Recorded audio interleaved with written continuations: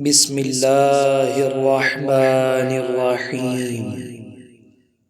Allahumma antallahul malikul haqqul ladzi la ilaha illa anta rabbi wa ana abduka amiltu su'an وظلمت نفسي واعترفت بذنبي فاغفر لي ذنوبي جميعا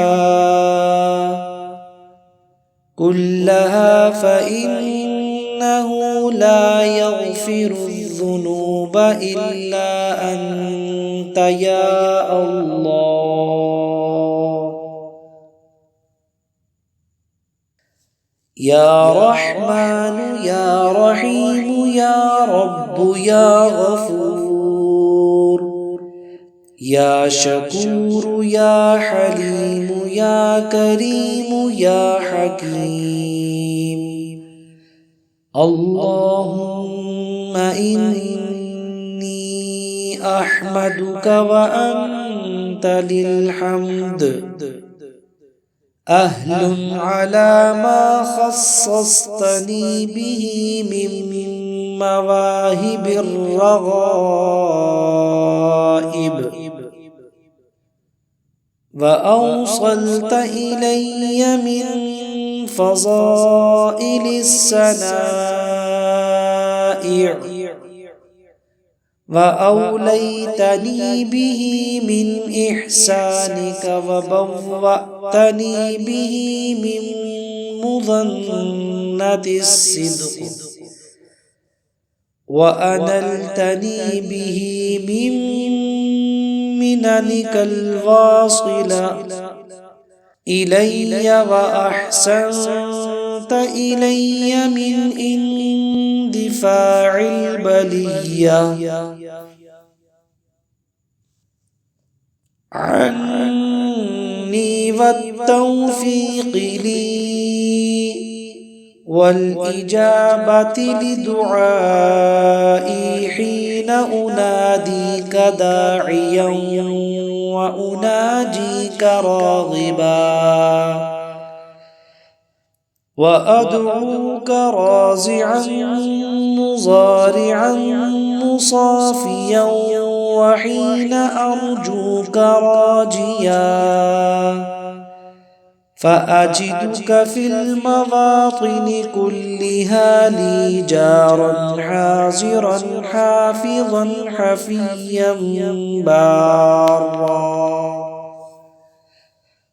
حفيا بارا رؤوفا وفي الأمور كلها لي ناصرا وناظرا وللخطايا والذنوب غافرا وللعيوب ساترا لم أعدم عني عونك وبرك وخيرك لي وإحسانك عني طرفة إلا التفضيل خيرك لي شامل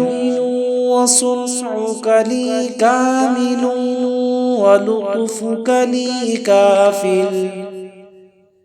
وفضلك علي متواتر ونعمك عندي متصلة وأياديك لدي متكاثرة لم تخفز جواري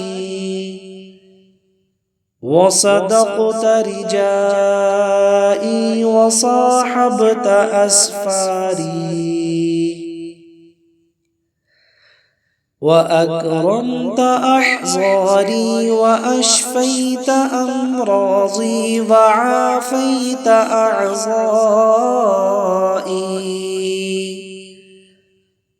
وأحسنت منقلبي ومثواي ولم تشمت بي أعدائي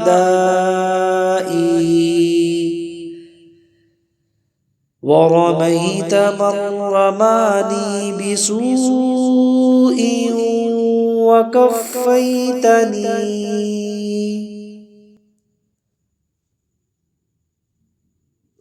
وكفيتني شر من عاداني فحمدي لك واصب واصل وثنائي عليك متواتر دائم من الدهر إلى الدهر بألوان التسبيح وأنواع التقديس لك خالصا لذكرك ومرضيا لك بناصع التوحيد والتحميد وإخلاص التفريد وإمحاظ القرب والتمجيد بطول التعبد والتعديد لم تعن في قدرتك ولم تشارك في إلهيتك ولم تعلم لك مائية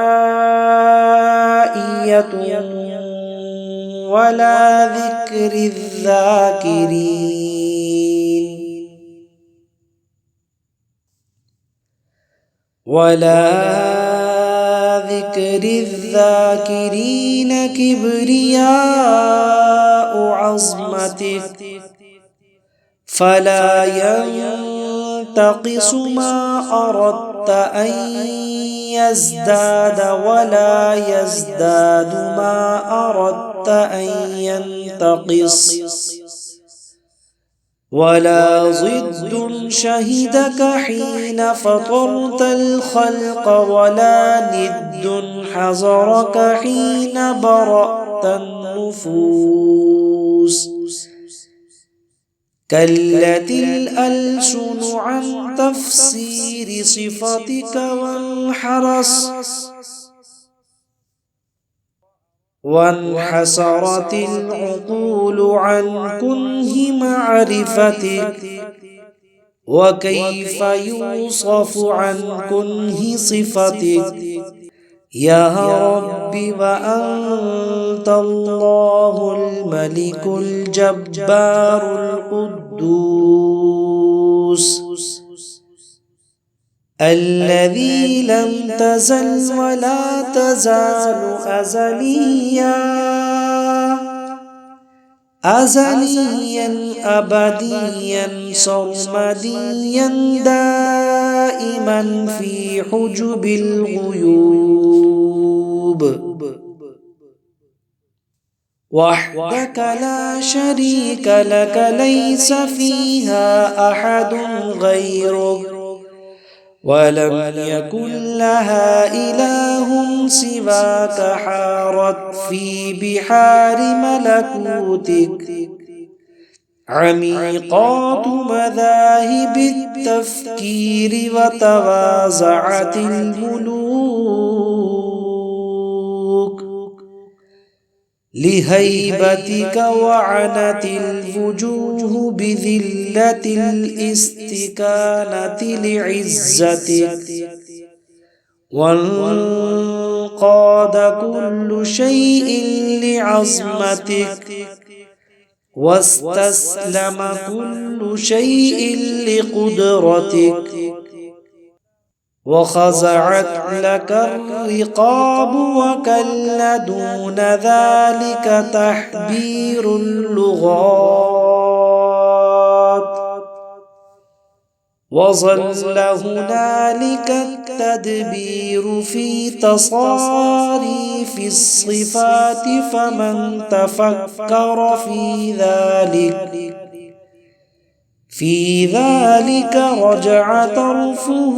إليه حسيرا وعقله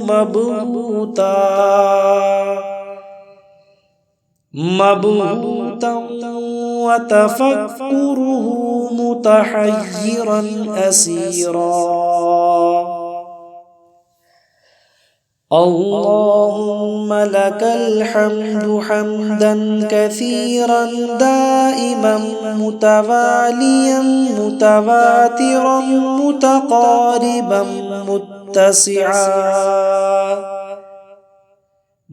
متسعا مستوثقا يدوم ولا يبيد غير مفقود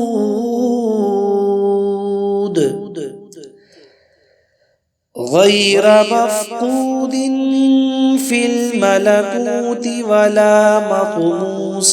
في المعالم ولا منتقص في العرفان.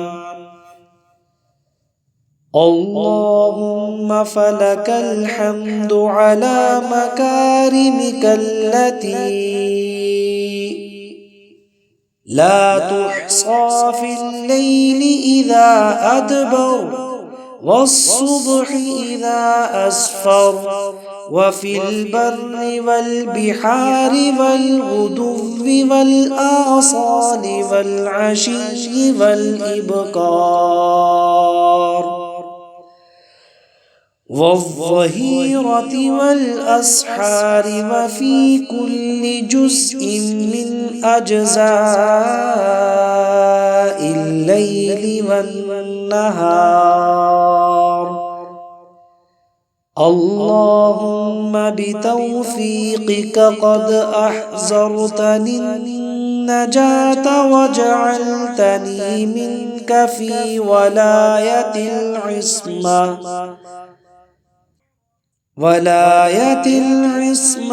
فلم أبرح منك في صبوغ نعمائك وتتابع آلائك محروسا لك في الرد والامتناع ومحفوظا لك في المنعة والدفاع عني.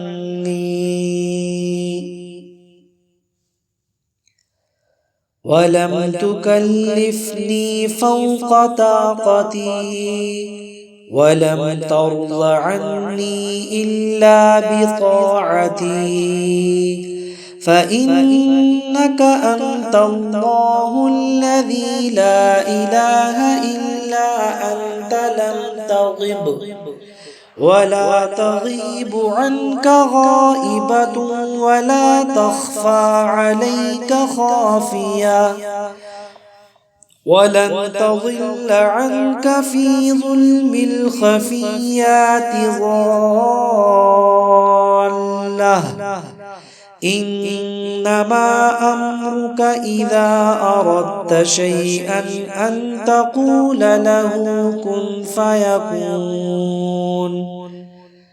اللهم إني أحمدك فلك الحمد مثل ما حمدت به نفسك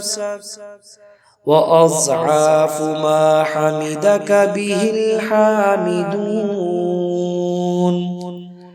ومجدك به الممجدون ووحدك به الموحدون وكبرك به المكبرون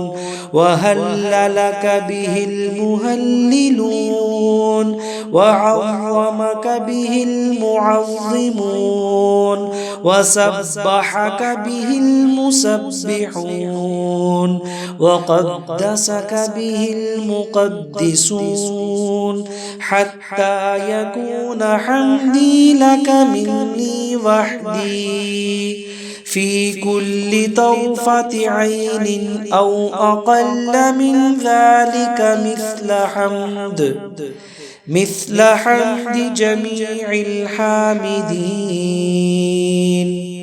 وتوحيد أصناف الموحدين والمخلصين،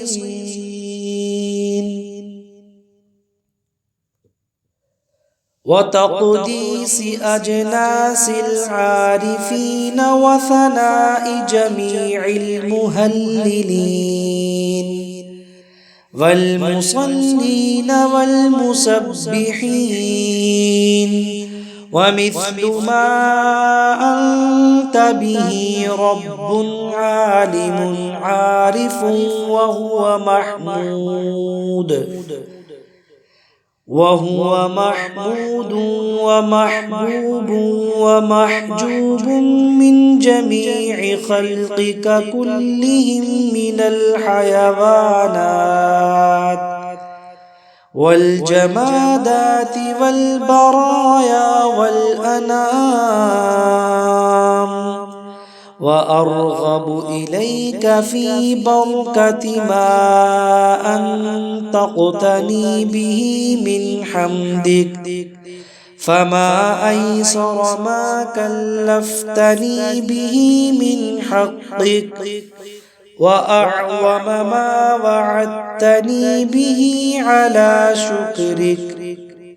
ابتدأتني بالنعم فضلا وطولا، وأمرتني بالشكر حقا وعدلا،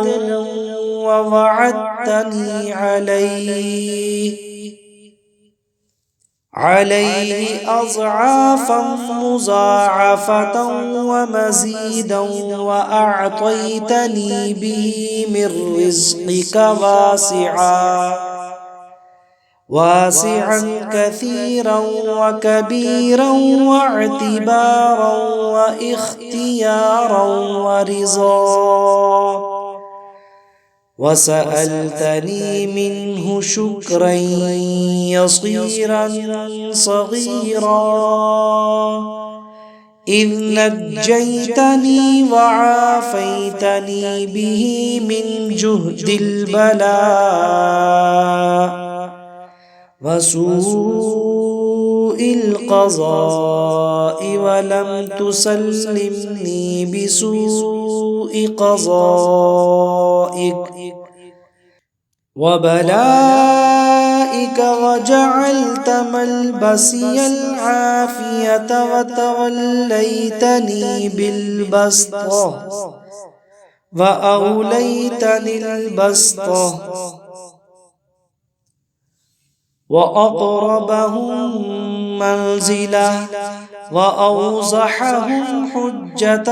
محمدا صلى الله عليه وسلم، وعلى جميع الأنبياء والمرسلين.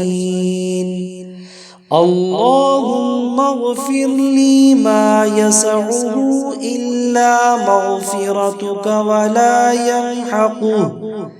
ولا يمحقه إلا عفوك، ولا يكفره إلا تجاوزك وفضلك. وهب لي في يومي هذا وليلتي هذه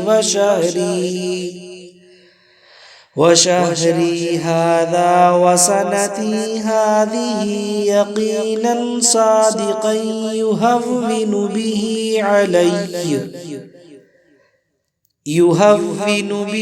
علي مصائب الدنيا والآخرة وأحزانهما.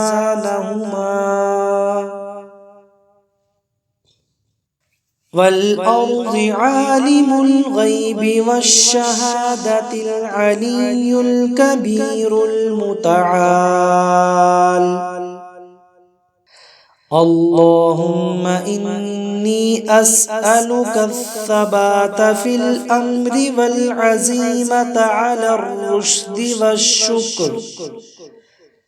والشكر على نعمك وحسن عبادتك.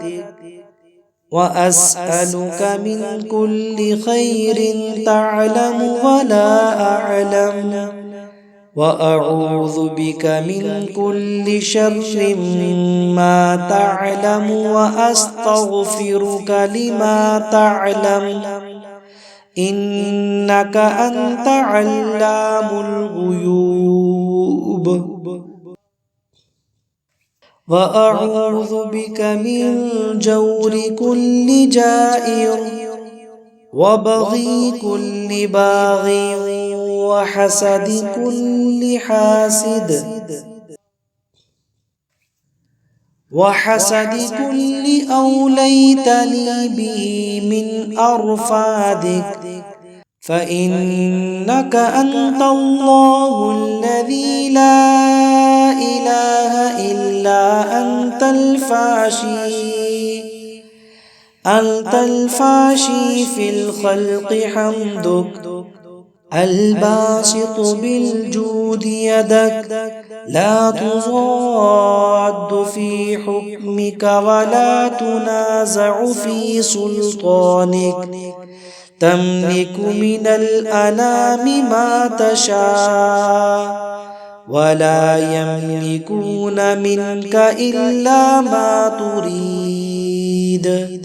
اللهم أنت الله المحسن المنعم المفضل القادر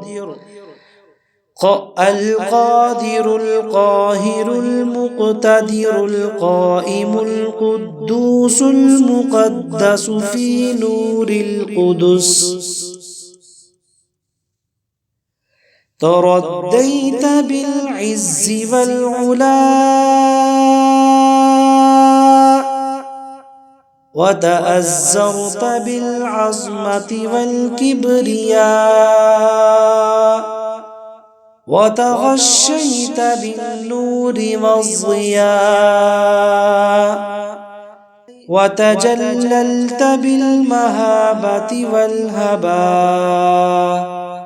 اللهم لك المن القديم والفضل العظيم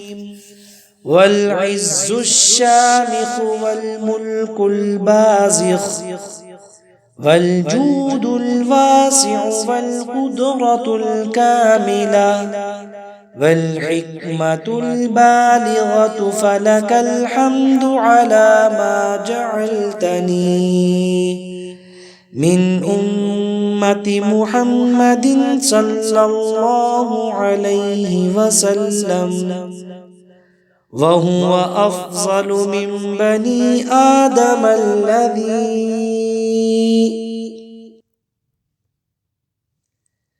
كرمتهم وحملتهم في البر والبحر ورزقتهم من الطيبات وفضلتهم على كثير ممن خلقتهم تفضيلا وخلقتني سميعا بصيرا صحيحا سويا سالما معافا ولم تشغلني بنقصان في بدني ولا بآفة في جوارحي ولم تمنعني كرامتك إياي وحسن صنيعتك عندي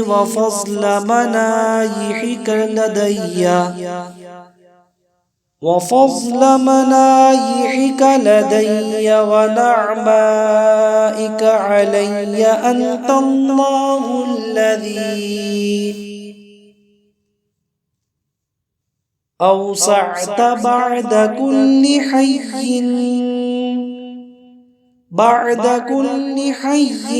وحي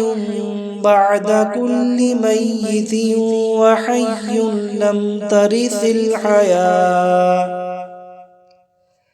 لم ترث الحياة من كل حي ولم تقطع خيرك عني في كل وقت ولم تقطع رجائي قط ولم تنزل بي عقوبات النقم ولم تمنع عني دقائق العصم ولم تغير علي وثائق النعم فلو لم أذكر من إحسانك علي إلا عفوك عني والتوفيق لي والاستجابة لدعائي حين رفعت صوتي بتوحيدك يا الله وتحميدك وتسبيحك وتمجيدك وتعظيمك وتكبيرك وتهليلك وإلا في تقديرك خلقي حين صورتني فأحسنت صورتي وإلا في قسمة الأرزاق حين قدرتها لي لكان في ذلك ما يشغل شكري عن جهدي فكيف إذا فكرت في النعم العظام التي أتقلب فيها ولا أبلغ شكرك شيء منها فلك الحمد على مكارمك التي لا تحصى عدد ما حفظه علمك وعدد ما وسعت رحمتك وعدد ما أحاطت به قدرتك وأضعاف ما تستوجبه من جميع خلقك اللهم فتمم إحسانك إلي فيما بقي من عمري كما أحسنت إلي فيما مضى اللهم إني أسألك وأتوسل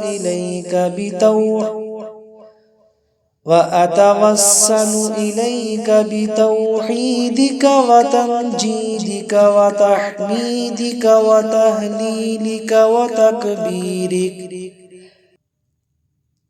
وكبريائك وكمالك وتعظيمك وتقديسك ونورك وجودك لا يعتريك لكثرة ما قد نشرت به من العطايا عوائق البخل فتكدي ولا تنقص جودك التقصير في شكر نعمتك ولا ينفد خزائنك مواهبك المتسعة ولا تؤثر في جودك العظيم منحك الفائقة الجميلة الجليلة ولا تخاف ضيم إملاق فتكدي ولا يلحقك خوف عدم فينقص من جودك فيض فضلك يا رب جبرائيل ولا تنسي ذكرك ولا تكشف عني سترتك ولا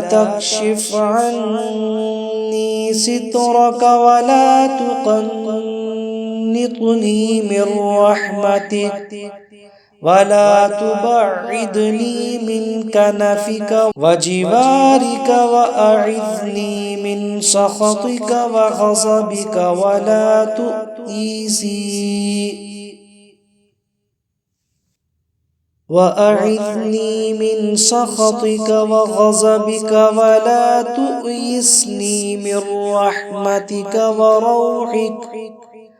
وكن لي أنيسا من كل روعة ووحشة وجليسا في كل وحدة وغربة واعصمني من كل هلكة ونجني من كل بلية وآفة وعاهة وإهانة وذلة وعلة وقلة يا من يمسك السماء أن تقع على الأرض إلا بإذنه يا من أمر إذا أراد شيئا أن يقول له كن فيكون فسبحان الذي بيده ملكوت كل شيء وإليه ترجعون وصلى الله تعالى على خير خلقه سيدنا محمد وآله وأصحابه أجمعين الطيبين الطاهرين وسلم تسليما كثيرا كثيرا يا أرحم الراحمين ويا خير الناصرين والحمد لله رب العالمين.